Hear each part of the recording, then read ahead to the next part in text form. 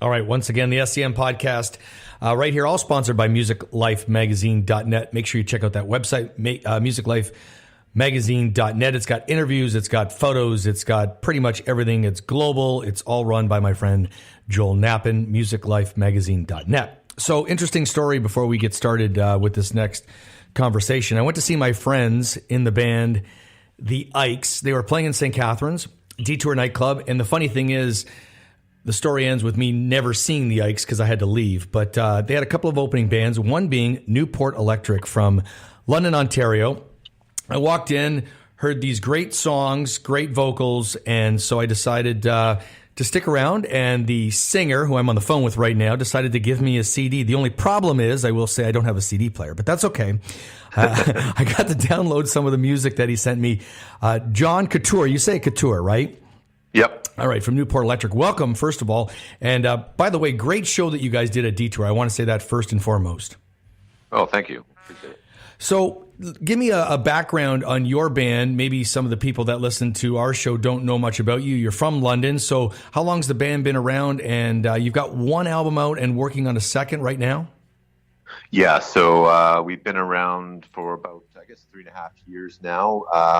We released our first album in 2015, and we have our second album scheduled for release on May 4th of next year. So tell me about the songs, and you sent me some songs that are going to be appearing on the new album, and how do they differ from, let's say, the first album as far as writing, creativity, all of that? Yeah, great question. So the second album, I liken it to be much more of a band effort. And what I mean by that is the first album, when we started recording it, I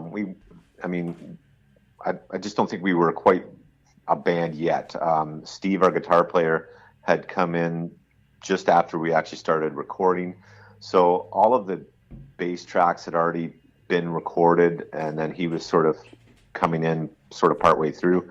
We also didn't have a keyboard player at the time. We used a session musician to round out that part.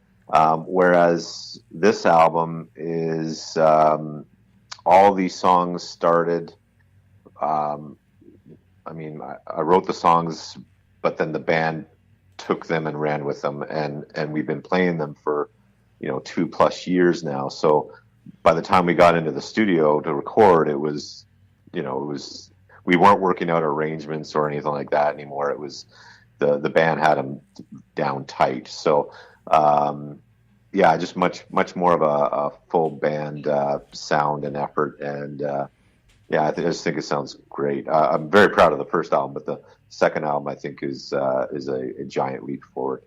We're speaking to John Couture from Newport Electric, a band out of London, Ontario. By the way, website www.newportelectricmusic.com.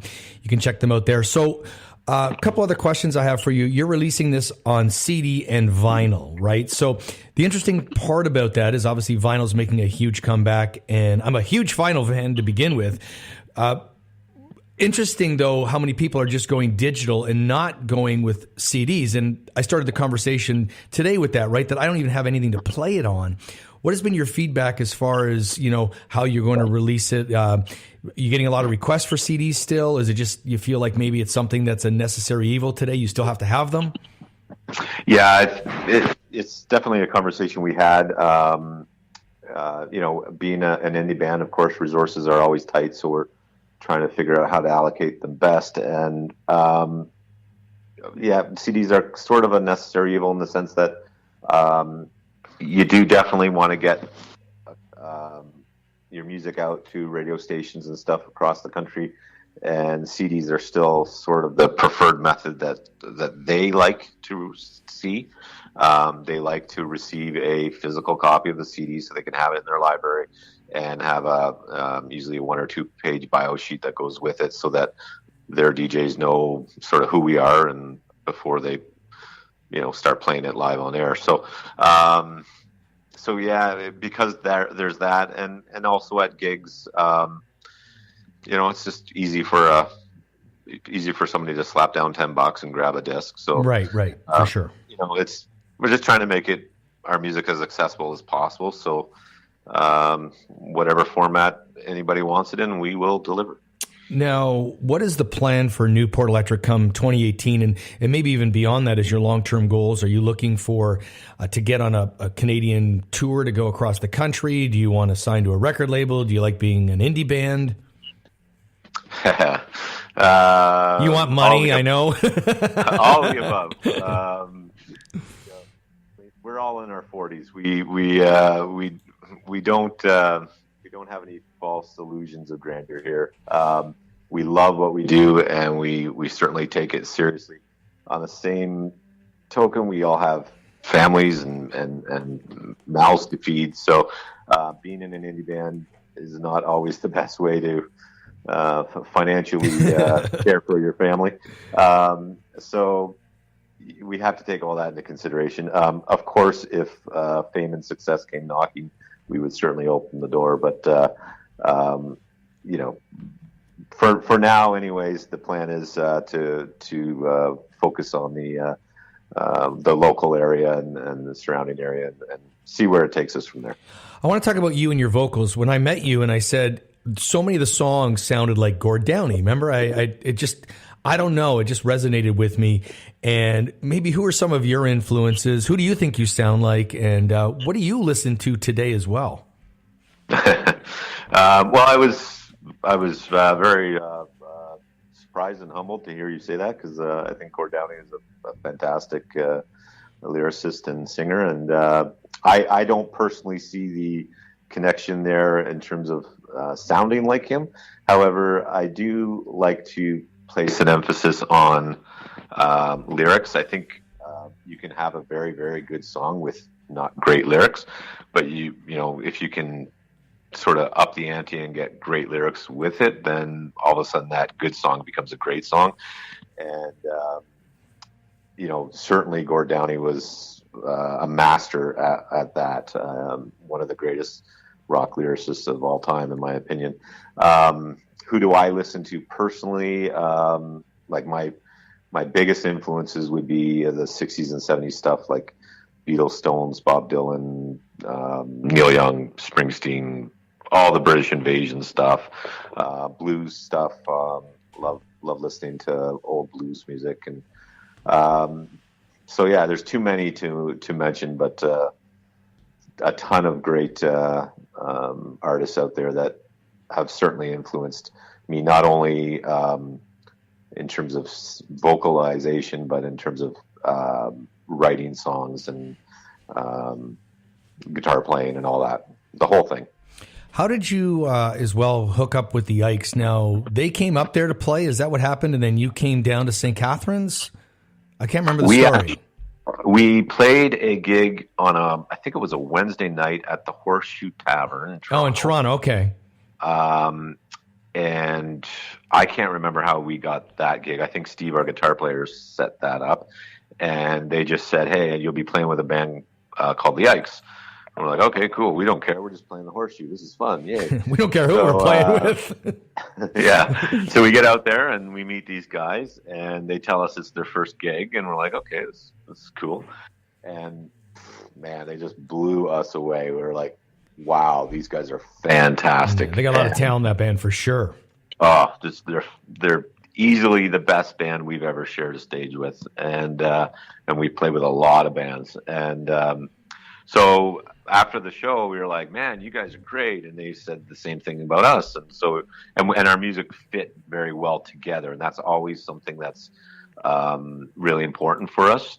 We want somebody out in the crowd to, if there's 2 or 3 bands on the bill, to really enjoy all of the music rather than have, different genres that one might not like.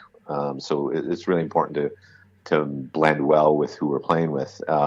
So we had a show in London scheduled, I guess a couple months back now, and we asked if the Ikes would like to join us, and they did, and they again just tore the house down, and they returned the favor by having us come out there a couple weeks ago in St. Catharines. So we just a nice connection with a great band. They're just fantastic guys, fantastic music, and we hope to play with them again soon.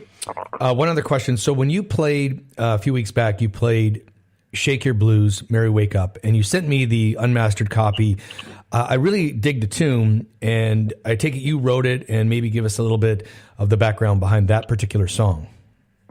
So I've always wanted to write a song with a counter melody. The first time I remember hearing a song that had that was by a band called the Sky Diggers, which was a song called I Will Give You Everything. And came out in the early 90s, a Canadian band, fantastic band, who we actually did play with about a year ago too.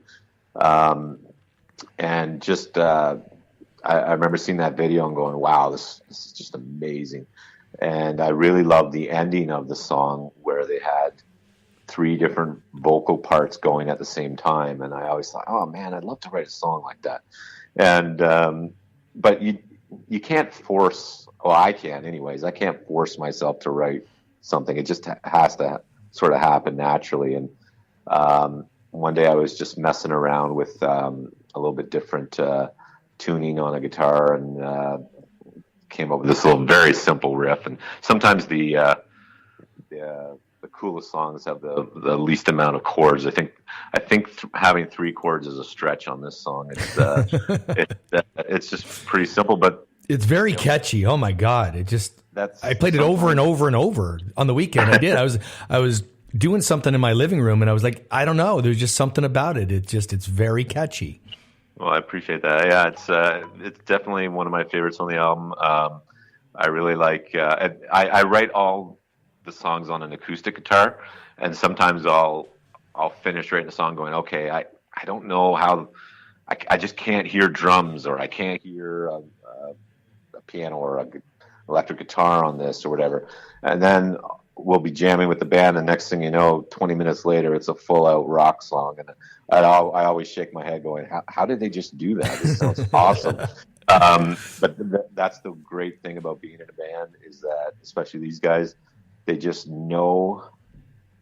Sometimes it's just immediate. Sometimes it takes some time to flesh out, but they just take a good song and make it great. And that's why I love playing with these guys. And that's what happened here. So next thing you know, we've got, a little jangly guitar coming in at the start, which reminds me of like the Byrds.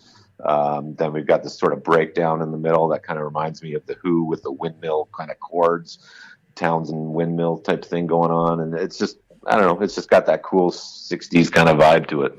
Well, when you're done with that song, done mastering it, make sure you send it to me, because on the website that we have, bsliverocks.com, we often put like indie songs on there. So when you go to the website, you click on it and, people can listen to songs they've never heard before, and tells them where to go and buy it. So make sure you send me a mastered copy. Absolutely, will do. Thank you. Newport Electric, they're out of London, Ontario. Again, www.newportelectricmusic.com. The album's coming out in May. It's a little bit away, but you know what? It's coming faster than we know. Hopefully, because when May comes, that means winter's going to be over, number one. But this album, Thin Wild Mercury, will be out. And they are working hard, by the way, to become your second favorite band. I love that tagline. John, thank you so much. Thank you. Appreciate it.